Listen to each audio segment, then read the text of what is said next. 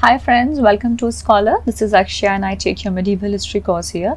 Today we're starting with the lesson number 16 of the medieval history series. We're going to talk about the Sayyids and the Lodi dynasty, the last two dynasties of the Delhi Sultanate basically.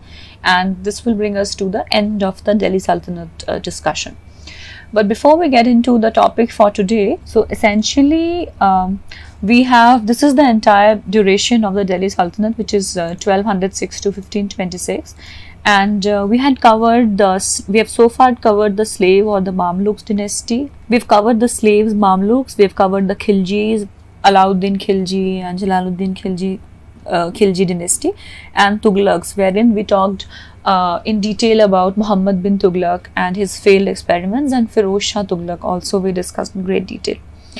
Then we had discussed finally how Tughlaqs came to an end, and then Sayyids rose to power. Khizr Khan basically was appointed by Timur or the Timurlane after he invaded India in 1398, and before leaving India he had appointed Khizr Khan as his governor or as his deputy in India.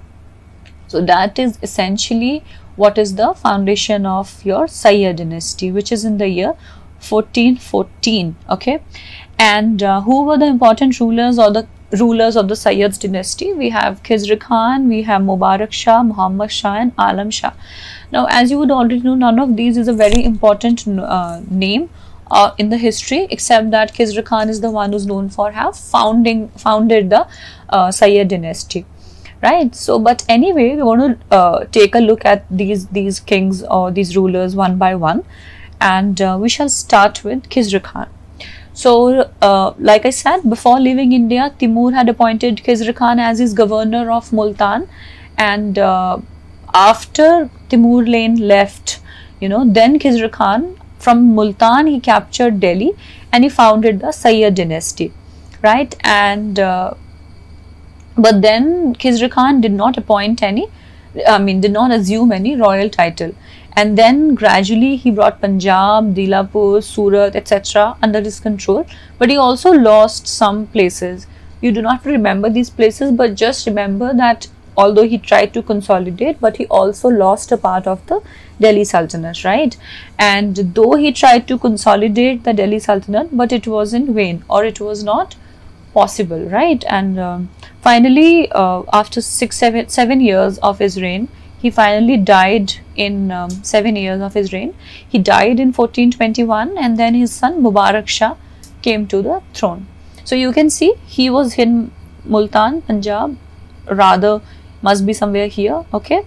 And then he captured Delhi and he came to Delhi Sultanate and he founded the Sayyid dynasty. So this is at the death of Khizr Khan in 1421. So you can see Jaunpur, Malwa, these places they became independent, right? Okay, now Mubarak Shah. Mubarak Shah was the successor of Khizr Khan, and this is a king who is said to be a man of great vision. But because by this time the Sultanate had disintegrated quite a lot and it has shrunk to a very small area, as I just shown in the previous slide. So, nobles had become stronger by this time. Always remember, if the monarch is ruling with the iron hand, he's a strong ruler and he has this huge sultanate and everything, then the nobles will be suppressed. They will not voice so much. But if the central authority it weakens, then nobles start asserting themselves. That is essentially what happened. Though he had a great vision, Mubarak Shah had a great vision, but the nobles keep revolting and they were against him, right? And Mubarak Shah had also appointed some Hindu nobles in the court, right? He built a city called Mubarakbad on the banks of river Yamuna, and he had an important governor, or an important, you can say, one of his important military man, you can say, that was Behlol Lodi. Remember this name, Behlol Lodi? Behlol Lodi was the governor of Lahore, and he was a strong fighter, or you can say a strong warrior for the Sayyids also.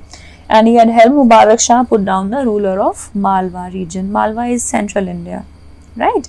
And after this victory, Behlol Lodi was given the title of Khane-Khana. Who had given this title to Behlol Lodi? Mubarak Shah had given this title, okay? And after Mubarak Shah, then in 1434, after Mubarak Shah died, then in 1434 his nephew took up the throne, Muhammad Shah.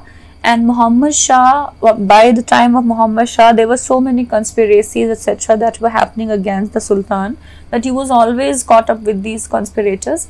And when the Sultan was engaged with these conspirators, then a lot of rebellion started happening. And finally, you know, it was Behlol Lodi. Behlol Lodi, the same, who was given the title of Khane Khana, he became a rather more important figure in the Sultanate, and he dominated everything. Okay, and finally in 1445 Muhammad Shah also died, and then came up his son Mubarak Shah. Okay, sorry, Alam Shah. Alam Shah was the son of this one, Mubarak Shah. Mubarak Shah, then his nephew, then Mubarak Shah's son, that is Alam Shah. Okay, Alam Shah was the son of Mubarak Shah, and he was the weakest of the Sayyid princes. He himself, you know, understood, and he realized that I am not capable enough to run the Sultanate, and he willingly handed over the throne to Behlol Lodi, and he himself retired to this place called Badaयूं. This is a place in UP. Okay, and he retired and he was living there. And but until the time he was alive, Behlol Lodi did not crown himself formally as the ruler, although he was essentially the ruler. And after Alam Shah died in 1451, then Behlol Lodi became the king, right? And you can understand such weak rulers. Therefore, India was disintegrated, very small states, and it is even said that there were kingdoms as small as 20 miles, 30 miles, you know, very, very small states. You can see it was beset, I mean, the country was beset with very many small little states. And the Rajputs also became strong again, right? The Rajputs who were suppressed initially, they had also become strong again, because the Delhi Sultanate was essentially declining, right? So Rajputana was asserting, Bahmani was coming up, Vijayanagar kingdom was coming up. All these kingdoms were coming up because the Sultanate had declined.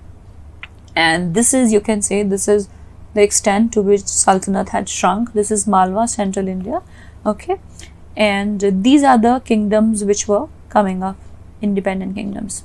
Okay, right. So like I said, in 1451 Alam Shah died. After he died, then Behlol Lodi, who was the governor of Lahore, he then formally declared himself the Sultan, and he became the Sultan. So essentially Behlol Lodi, therefore the Lodi dynasty came to the throne, and they ruled from 1451 to 1526, and Lodis were the last ruling family of the Sultanate period, right? So in the beginning we had discussed, right, that there were 5 families which are your Delhi Sultanate. These 5 families, who are these 5 families? The Mamluks, the Khiljis, the Tughlaqs, the Sayyids, and then the Lodis, final one. So we have already spoken about these 4 families or these 4 dynasties. Now we are talking about the Lodis, right?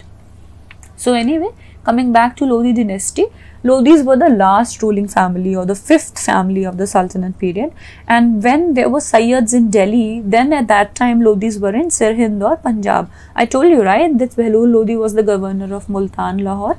So he was, I mean, the Lodis were essentially at that time ruling in Sirhind, Punjab. And after then Alam Shah died, then they came to Delhi and took over the throne of the Delhi Sultanate. Now, an important point about Lodis is that they were the first Afghan rulers, and the previous ones were all Turks. So the Sayyids, the Tughlaqs, the Khiljis, the Aibak, I mean all the 3 Mamluks or the slave dynasty, Ilbari 1, Ilbari 2, Kutubi, all of them were Turks. But Lodis, the peculiar part is that they were the first Afghan rulers. They were not Turks and they were Afghans. Okay, and also they were the last ruling family of the Sultanate. Now, who are the important rulers of the Lodi dynasty? Behlol Lodi, the founder, Sikandar Lodi, and then Ibrahim Lodi. Okay, so the first one is your Behlol Lodi, and Behlol Lodi is important because he was the founder of the Lodi dynasty.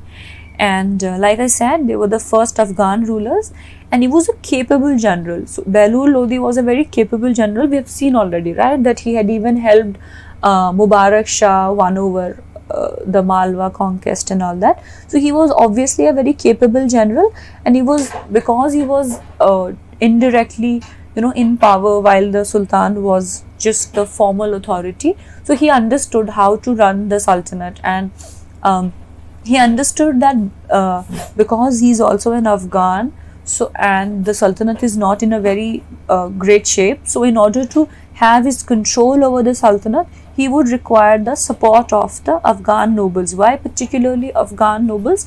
Because he was an Afghan, and there were other like Turk nobles, etc. So in order to consolidate his position, he understood that he would need the support of the Afghan nobles, right? And anyway, we've spoken that whenever the Sultan or the central authority is not as strong, then they would require the support of the nobles in order to consolidate their position, right? And however, because it was not a very strong central authority, the nobles expected the Sultan to treat them as equal, right? So Sultan wanted that, okay, you be the Sultan. I mean, the nobles wanted that you be the Sultan, but we are no less. We are not the number two. We are equivalent to you, but just that we are not your, we are not the Sultan, but we are an equal partner.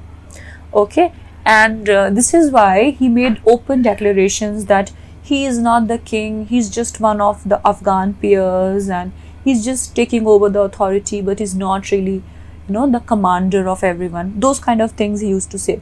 So why these things? Because the Sultanate was not very strong by that time, and he understood that in order to have his position secured, he needs the support of these nobles, right? And this is why he would not even sit on the throne, and he would not want his nobles to stand. So usually the king would sit on the throne, the king's throne, and the other nobles would stand, but he did not do that. And this is why you can see with all these tactics he was able to rule for almost 38 years. You can see he had a strong, long rule, right? Long reign, and he faced no trouble, because they were happy that, oh, Sultan treats us as his equals and all that. So this policy worked, and he was able to have a secure long reign. Okay, and he also suppressed the revolts in the places like Mewat and the Gangetic Doab, and he defeated the Sultan of Jaunpur. And Jaunpur we had understood, right? This is Jaunpur. Just a sec, I'll show you. Yeah, this is Jaunpur. That had essentially become independent, but Lodi was able to, Behlul Lodi was able to add it to Jaunpur, Malwa also, Mewat also. So he was able to win back these places. And another important thing was that he introduced the Behlul copper coins, these, right? And after he died in 1489, then his son Sikandar Lodi took over the throne. And Sikandar Lodi is important because he is considered the greatest of the three Lodi sovereigns, or the three Lodi kings. And his real name was Nizam Khan. His mother was a Hindu, and his real name was Nizam Khan. Okay, and he was somebody who was able to then take back the Sultanate until Bengal. Okay, and he essentially wanted a better control until that area. So he then shifted the capital from Delhi to Agra. Right, he was the first Sultan. Earlier we studied, right, the capital was at Lahore, then it came to Delhi, and then further in Agra.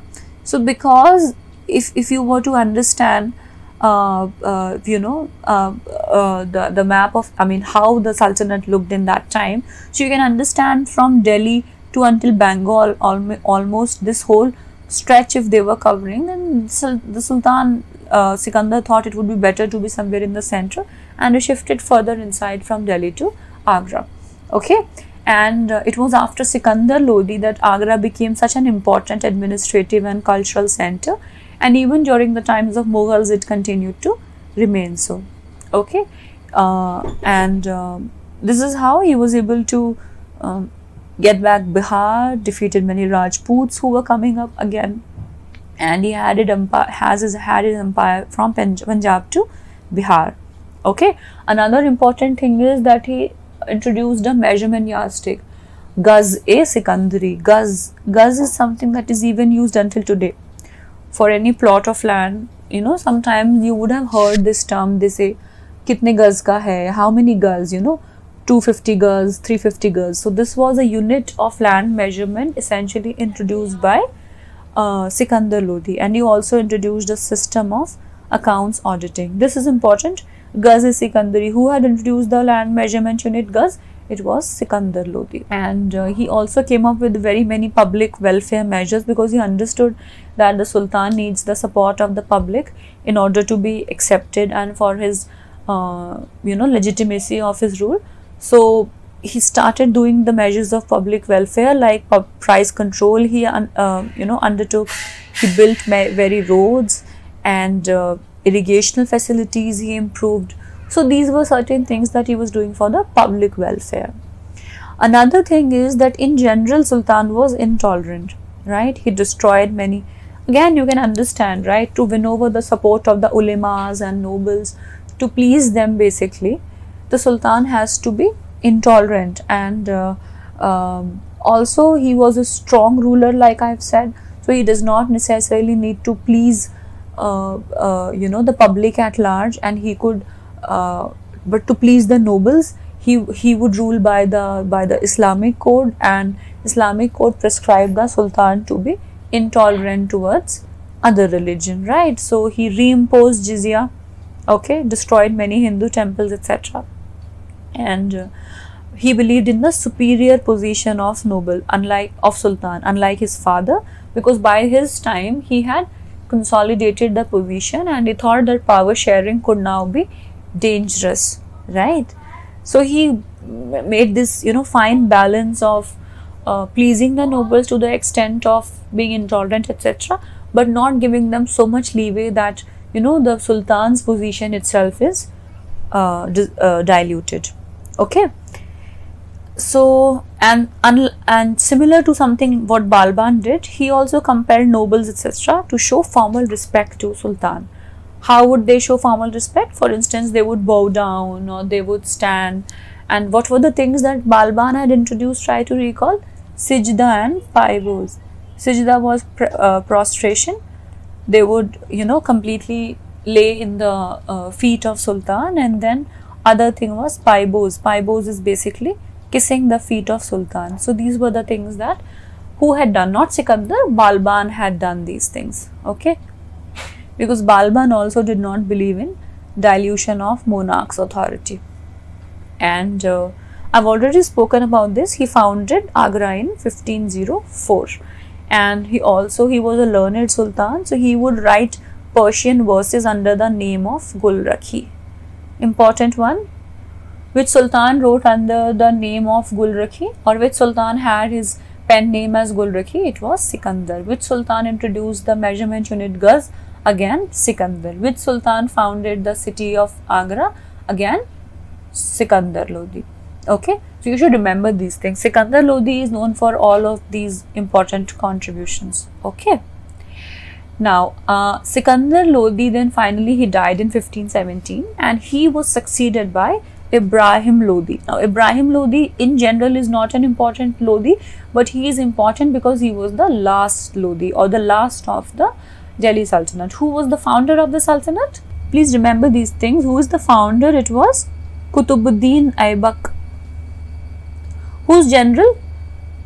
Gauri's general. And he founded the dynasty, the slave dynasty and the Delhi Sultanate.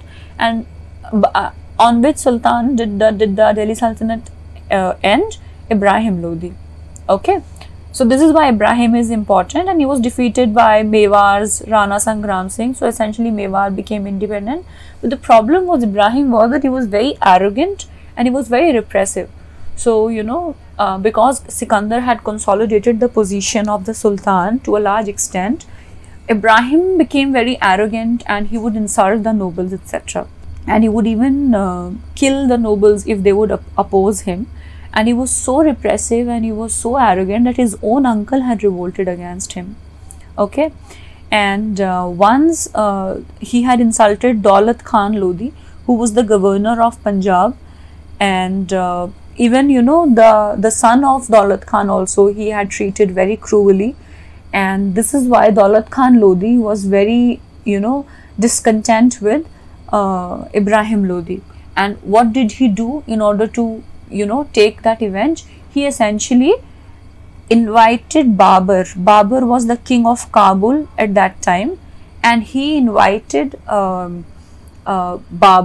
Daulat Khan was irritated, or he was angry with Ibrahim Lodi, so he invited Babur, who was at that time the king of Kabul, to come and invade India. He told him that India is a rich country and a king like you should be in India, and there is an idiot who is ruling in India right now, Ibrahim Lodi. He's an arrogant ruler, you can defeat him.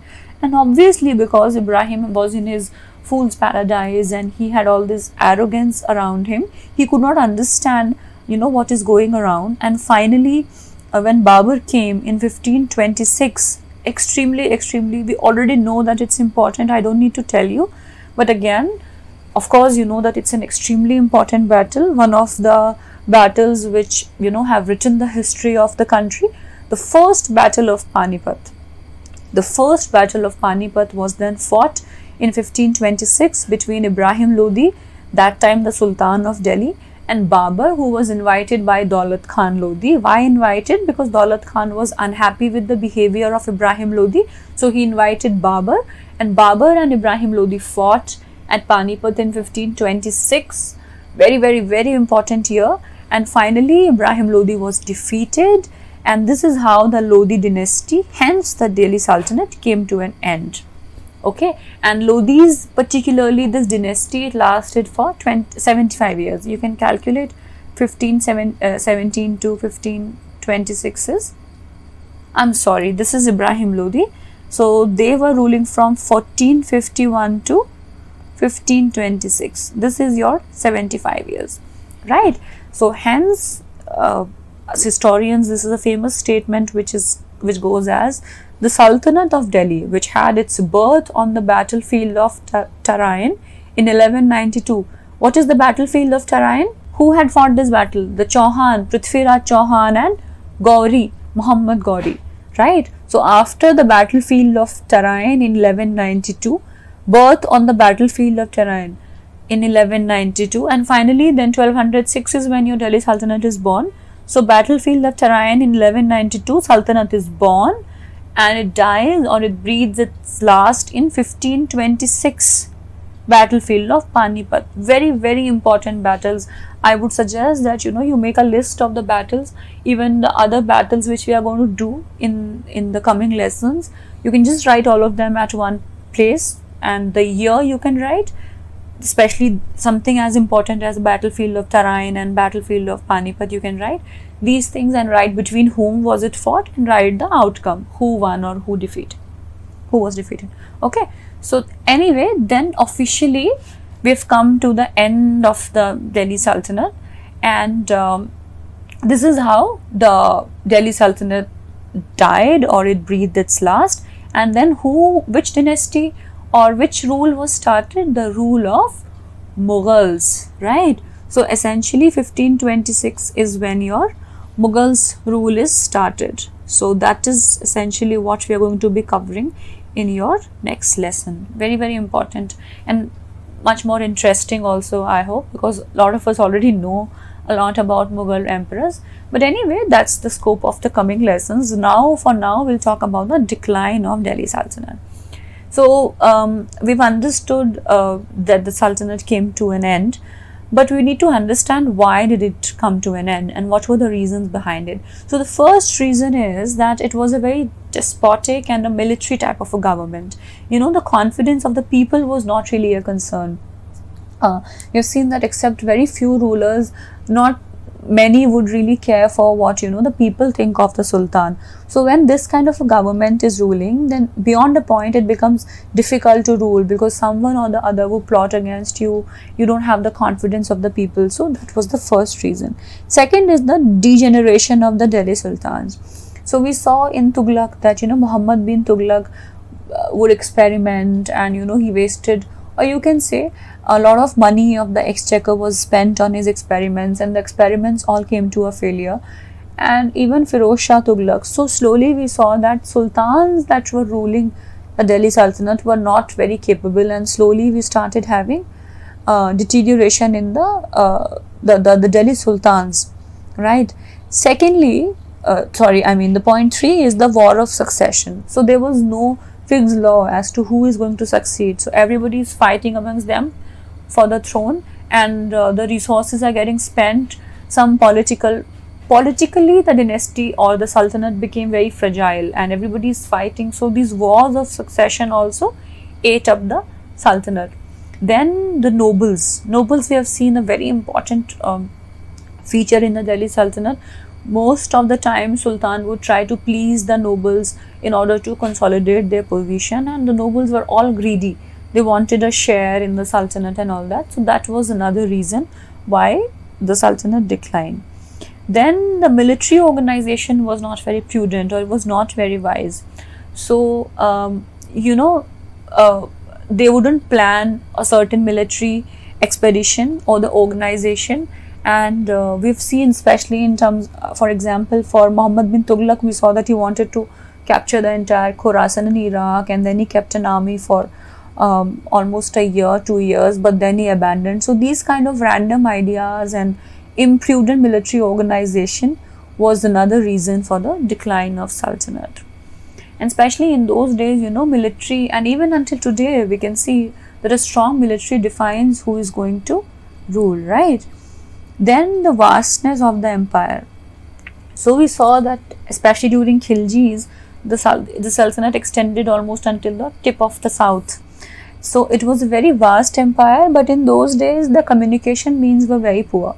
So revolts are occurring, and we saw that maximum revolts were therefore occurring at places far off from Delhi.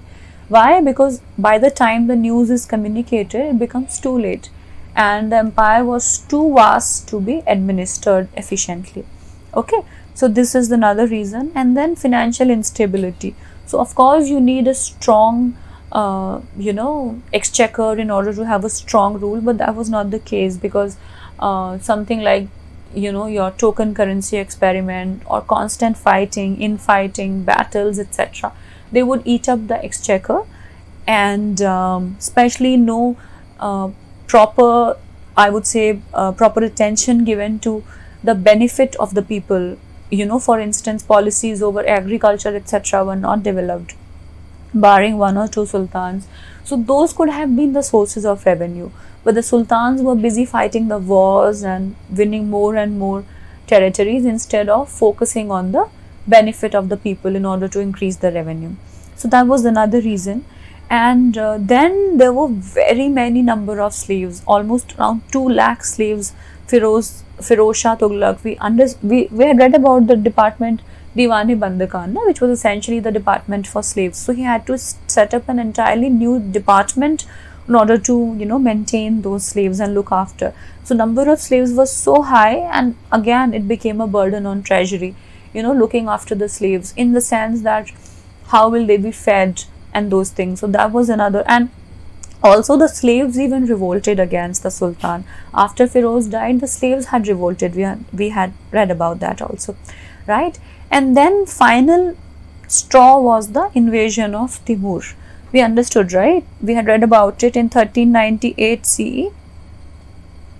Timur had invaded, and you can see after Timur's invasion, the Sultanate could never go back to its glory days, essentially. And after that, then it was Sayyids, not a strong dynasty. Then Lodhis also, except Sikandar Lodhi, not really a stable rule. So anyway, the invasion of Timur was the final straw that broke the back. And ultimately, the Sultanate had declined by 1526, and we read about that, how it came to an end after Babur came and invaded. And that is about it. So we have come to the end of today's lesson. And what did we learn today? We learned the Sayyid dynasty, starting with Khizr Khan until Alam Shah, and we also learned about the Lodi dynasty, founded by your Behlol Lodi. And the last sultan then was Sikandar Lodi, who was an important figure, we understood, especially for that unit of measurement gaz and founding the city of Agra. And then Ibrahim Lodi, who was the last sultan. And then we understood the reasons for the decline of Delhi Sultanate. So yeah, that has brought us to the end of today's discussion, and I thank all of you for watching. And for more such videos for your UPSC preparation, I would request you to please visit our website, wherein you can find many such amazing videos on different subjects. And keep watching, keep preparing. Once again, thank you so much.